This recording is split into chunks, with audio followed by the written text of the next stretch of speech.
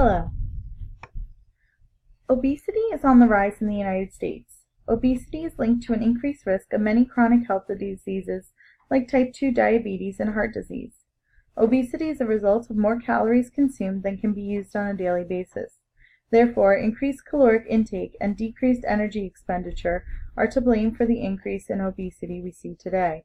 Ways to combat obesity on both fronts, exercise and caloric consumption, need to be developed. Research began to focus on sugar-sweetened beverage consumption because this category comprises the largest food category of added sugars in the United States. Decreasing the consumption of sugar-sweetened beverages would decrease the risk of obesity. This study aims to determine the association between sugar-sweetened beverages and BMI for the state of New York. Data used in the analysis was from the 2016 Behavioral Risk Factor Surveillance System, or BREFIS. BREFIS is an annual partnership between the individual states within the United States, including some U.S. territories and the Centers for Disease Control and Prevention. The goal of BREFIS is to collect consistent data from participants within the states regarding disease prevention, access to care, chronic disease management, and other health-related factors. Participants defined in this study as non-institutionalized adults 18 years of age and older are contacted via home phone or cell phone and self-report data to the interviewer.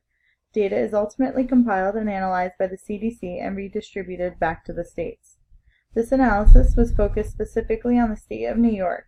The BREFIS 2016 dataset was condensed from the entire 50 states and additional territories to include only entries from New York. Once the data was narrowed, cleaning of the data needed to be performed. The main variables of focus for this analysis were BMI, sugar-sweetened beverages.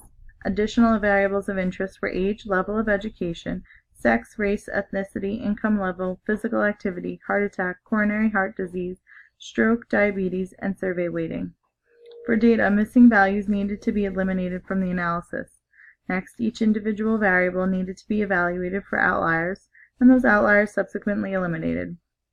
For the BMI variable, the continuous variables were taken into 2 decimal places and then transformed into a categorical variable. Outliers of underweight and morbidly obese were eliminated from this analysis so that only categories of normal BMI, overweight BMI, and obese BMI existed. The other main variable of interest was sugar-sweetened beverage consumption. Initially, there were 2 variables, soda consumption and fruit juice consumption. For the purposes of this analysis, they were both considered to be sugar-sweetened beverages. Before the 2 variables could be combined, the variables needed to be adjusted in order to display the same periods of time. Variables were adjusted accordingly to display the number of drinks per week and combined into one new variable. The education variable had missing data removed and then was simplified into 3 categories. The race variable consisted of a number of racial subcategories. However, races other than white and black accounted for a much smaller percentage of people, totaling less than 5% of the New York population.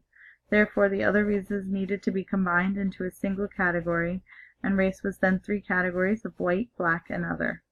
The income variable was transformed and cleaned as well. The 5 income level categories were transformed into 3 levels. In order to arrive at a final cardiovascular disease variable, the variables of heart attack, heart disease, and stroke needed to be cleaned and combined. Each variable was transformed into a new variable with a binary designation. Then these 3 new binary variables were combined into 1 variable. This variable was then transformed into the final binary variable used in the analysis. The variable for diabetes was the final variable that needed to be cleaned and transformed. The variable was transformed into a binary as well, and additional categories removed. Age, sex, ethnicity, and physical activity had missing entries removed only without any other manipulation. After transforming variables and cleaning data, all data that needed to be excluded for missing data was performed again. The next step after cleaning data was to check the complex survey weighting. This step allowed the data to be generalizable upon completion of the analysis. In order to do this, the weighting variable was transformed and a weighted regression performed. Next, assumptions of linear regression were checked against the data. This was a 4-step process to check assumptions. The first assumption to be checked was linearity between the independent and dependent variables. In order to do this, a locally weighted scatter plot smoothing curve, or LOESS curve, was performed on the data. This produced a visual representation of the linear relationship between the independent and dependent variables. Next, the relationship between age and BMI needed to be assessed after adjusting for covariates. A linear regression without the complex survey weighting was done first, and then a component plus residual plot, CPR plot, was applied. The residuals were evenly distributed and the next assumption could be checked. Equal variance was assessed to ensure residuals were randomly distributed and that no pattern existed. Two new variables for the residuals and predictive values were created and were graphed in a scatter plot. The residuals showed random distribution without discernible pattern. This fulfilled the assumption of equal variance. The assumption of normality was checked with a quantile-quantile plot on the regression of the weighted data. There was a slight skew to the right, however, for the purposes of this data set, the theoretical curve and normal distribution fit well. Finally, the assumption of independence was met because the study design itself. The observation of each BMI was independent of each other, and no one BMI was affected by another. After each assumption was met, the data was able to be processed. Initially, descriptive statistics were applied to the variables. Using the weighted data, the percentages for each variable of interest at each BMI category were calculated. For all categorical variables, the percentages were appropriate. For the continuous variable of age, the mean and 95% confidence intervals were calculated. Next, regression models on the weighted and unweighted data were performed. The unweighted statistics were only applied to the sugar-sweetened beverage categories. The weighted regressions for the other variables of interest were compared with the reference group in each category. Statistical significance was set to 0.05. Stata IC 15.1 software was used for statistical analysis. The results of the descriptive analysis are in Table 1 here. When comparing sugar-sweetened beverage consumption, 1/3 of the participants consumed no sugar-sweetened beverages per week. Comparing the sugar-sweetened beverage consumption to BMI category, in both the 0 beverage consumption per week and 1 to 7 beverage consumption per week categories, the percentage of obese participants was less than the normal and overweight BMI categories. A greater percentage of men were overweight BMI. The average age for a normal BMI was 5 years younger than the overweight and obese categories. Higher education has a lower percentage of obese participants when compared to some college or high school graduates. The results of the regression models are found in Table 2 here. When running the unadjusted model with BMI and sugar-sweetened beverage consumption, there was only a statistically significant association found when more than 7 drinks per week were consumed. In the adjusted model, however, there was an association found between less than 1 and more than 7 drinks per week.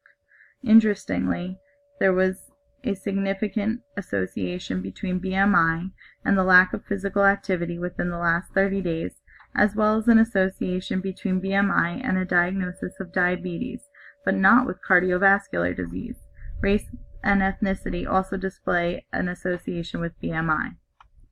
There is an association between sugar-sweetened beverages on BMI when consuming more than 7 sugar-sweetened beverages per week. The future of public health is focused on reducing obesity because it is a risk factor for numerous chronic health diseases. This study serves as a starting point for further research into the effects of reducing consumption of sugar-sweetened beverages and whether or not there is a reduction in obesity when there is a reduction in sugar-sweetened beverage consumption. New York City has been on the forefront of combating the public health crisis of obesity. They were the first city in the U.S. to pass laws mandating food establishments display nutritional information next to menu items. New York City and state has continued to combat the obesity crisis with proposed taxes on sugar-sweetened beverages as well as a healthy living media campaign. While taxing sugar-sweetened beverages may be an ideal solution and deterrent, it may not be feasible when politics enter the picture. Instead, other interventions must be explored. In order to deter the consumption of sugar-sweetened beverages, an incentive program, in conjunction with physicians and insurance companies, could be developed and established. This program would entail patients and doctors entering into a health contract. This contract would outline and dictate that the patient would decrease or eliminate the consumption of sugar-sweetened beverages from their diet. For every 3 to 6 month period of adherence to this contract, the patient would be eligible for rebate or account credit from their physician or health insurance.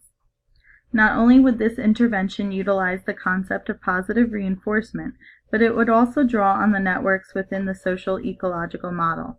This intervention would draw on individuals, interpersonal relationships, and organizational relationships. Individuals must be accountable to themselves and their own health in decreasing their consumption of sugar-sweetened beverages.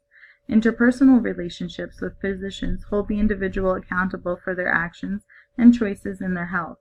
Finally, organizational relationships with the health insurance companies, governmental or private, keeps the individual motivated with financial incentives to be accountable for their health. This intervention would need to utilize a number of stakeholders and relationships to make providing monetary reimbursements possible. Nutritional labeling in New York has been shown to influence food and beverage choices. This intervention expands on the concept of making choices by providing incentives to make healthier choices. While making choices to benefit health unaided, like many do when they see nutritional information, would be ideal, some individuals need additional incentives. Health-related quality of life is often a forgotten measure of health. This health-related quality of life encompasses the physical, mental, and social health of an individual. While most obesity research focuses on the physical repercussions of obesity, like the development of chronic health diseases, mental and social health is also of importance. The development of depression and anxiety are common in obese individuals. Personal desire and willpower may not be enough to allow these individuals to make healthy choices. This intervention aims to give these individuals additional resources in the form of incentives to begin changing their behavior and allow for healthier choices and the reduction of consumed sugar-sweetened beverages, and ultimately a decrease in obesity. Thank you.